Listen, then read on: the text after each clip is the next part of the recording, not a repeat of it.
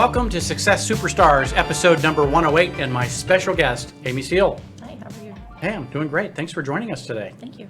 I'm so glad you're here. We have lots to talk about. You've been in the business over 15 years. Yes. So you've seen a lot of market cycles. Yes, I have. Tell us a little bit about that. How have you survived market cycles, and what's been your mental approach? And talk to us just about surviving the market ups and downs. I was first licensed in California in 2005, and so that was the upcycle going to, the crash. Right. Of 08. Of 08. 09. I didn't do very well. I was starting to get my business started those first couple years, and then we moved to San Bernardino Mountains, Right. Which is a very niche market. So it's vacation homes, vacation rentals, luxury properties. And so being up there, I was one of the youngest realtors. And so I had the technology behind me. I had a website. I was blogging consistently. We had Facebook that came about, I think, 2007, 2008. Right. And so people would find me that way online because they wanted a local realtor that would be able to explain to them the intricacies of buying a property in the mountains, which, it's very different. We had a lot of, different things and unique things about buying a cabin. And most of the cabins, 1920s, they're very old. Probably near national forest land. We were in a national forest. San Bernardino Mountains are national forest. So yeah, there was other things. We have a fire season, so you had to know these kinds of things, and having a local agent who lived there, really, it helped my business. And I did the best business ever, 2008, 2009, 2010. So you did your best business ever in one of the biggest downturns. In one of the biggest downturns, yes. By what I heard you say, you did that by being a hyper local expert in your area. Yes. You knew everything about that unique niche. Yeah. Yeah.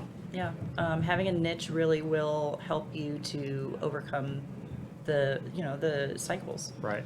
You can't be everything to everybody. Right. You can try, but it's going to run yourself ragged. You can show out in Forney, you can show out in Weatherford. It's 2 hours apart from each other. Yeah. So what's the best use of your time? Yeah, you're going to run yourself ragged. So up and down cycles, you've been persistent by basically having the deepest knowledge and the expertise of that local area. How are you today? Now, I know you want to serve, I think, 36 families this year, buy, sell, or invest in real estate.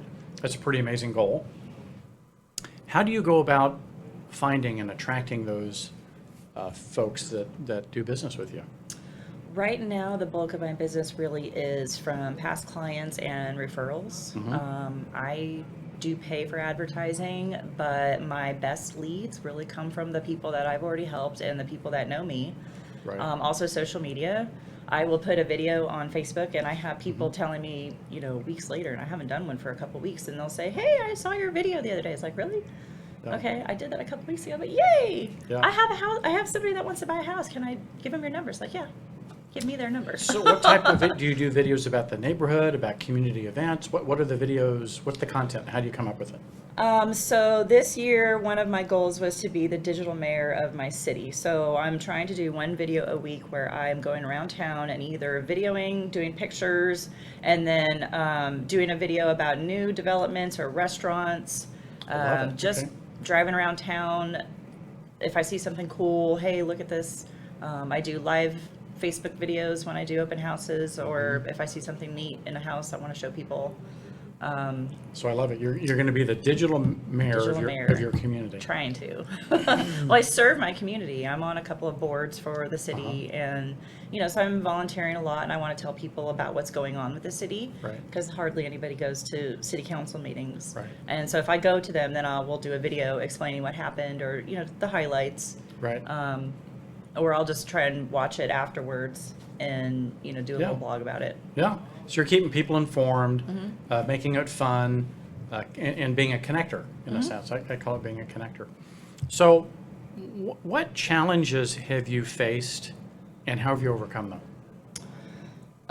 Challenges, gosh.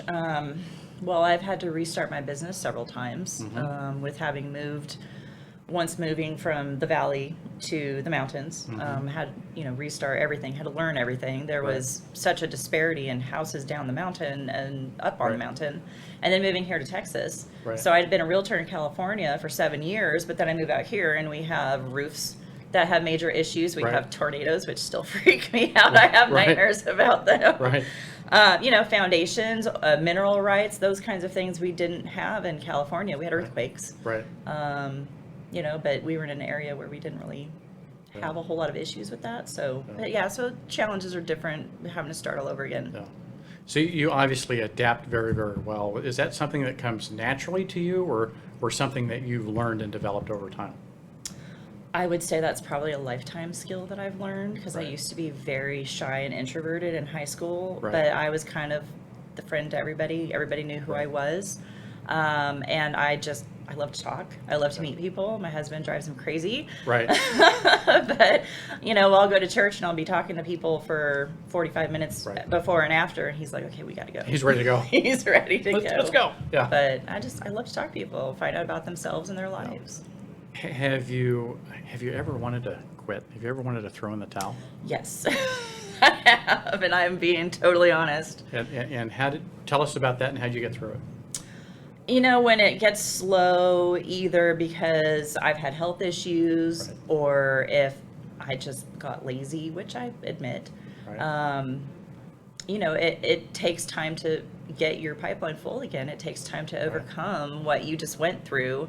And if you're not being consistent, then, it's going to take a while to get back to it. And there's times where I've been like, well, maybe I should just go do title or sell new homes or get a W-9 job or W-2 job again. And but there you go. I persevered.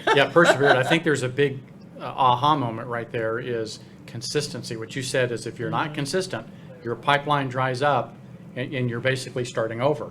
And so having that consistency, I think, was a key bit of wisdom from you.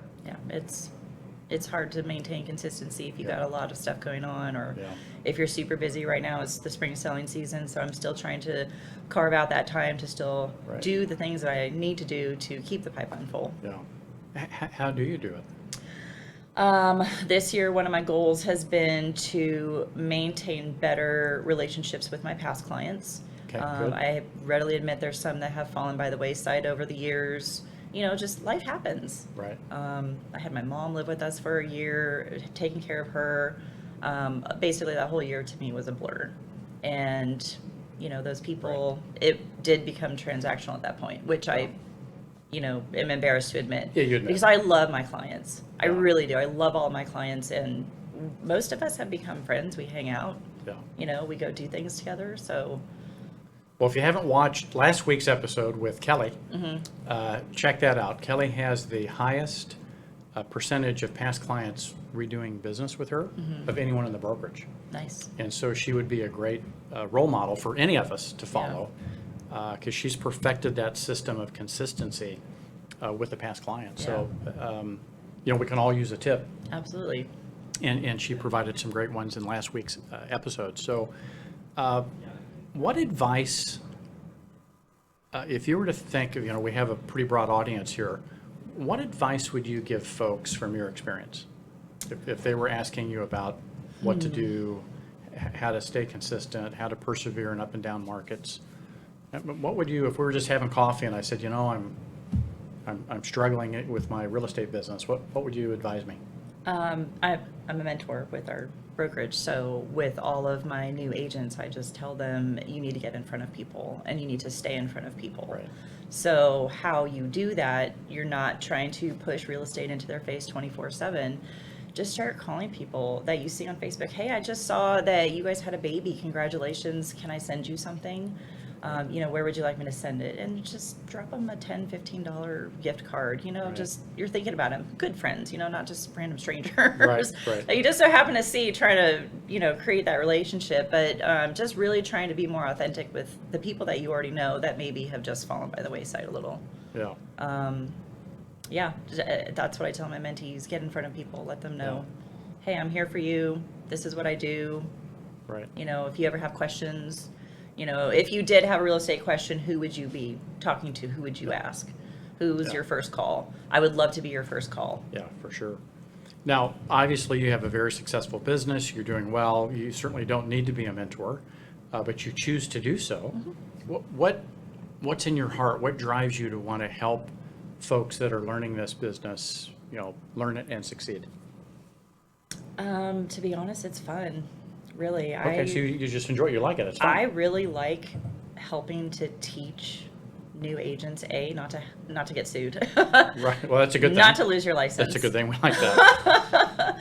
There's quite a few. Well, when we do our contracts class, it's like, okay, guys, Right. this is how this needs to be filled out. Right. Let's learn some negotiation while we're going through this, but Right. don't put this here, don't put that there, because Right. you're going to get sued. Right. Real estate school really does not teach anything at all except how to pass the test. Well, I think And- what real estate school teaches is how to protect the state laws and how to protect the consumer, right? Yes, Discrimination. Yes. No, and it does, absolutely. It teaches them, which is the state's role, is to protect the consumer. And so it teaches us how to, know anti-discrimination laws and those kind of things. But it really does nothing to teach you on selling No, skills or the business. The actual practical application of real estate and practicing. Yeah, for it's sure. Real estate practice. Yeah, for sure. Well, good. Well, I know you have a servant heart, and your mentees love working with you, and they're blessed to have you. So as we wrap up, again, any last words of wisdom for the audience? Last words of wisdom. I would say just keep plugging along. Really, you need to be Persistence. consistent. You have to be consistent. There's been times where I've been consistent and I've had very good results. And then it's like, oh, I've got a little pad in the bank account. I can kind of afford to do this and skate Right. for a minute, and don't do it. Don't fall into that trap. Particularly as a self-employed Yes, entrepreneur, your pipeline is everything. it is everything, Yeah. especially during the lean months where there's not a whole lot of buying and selling, Yeah. November, December, January.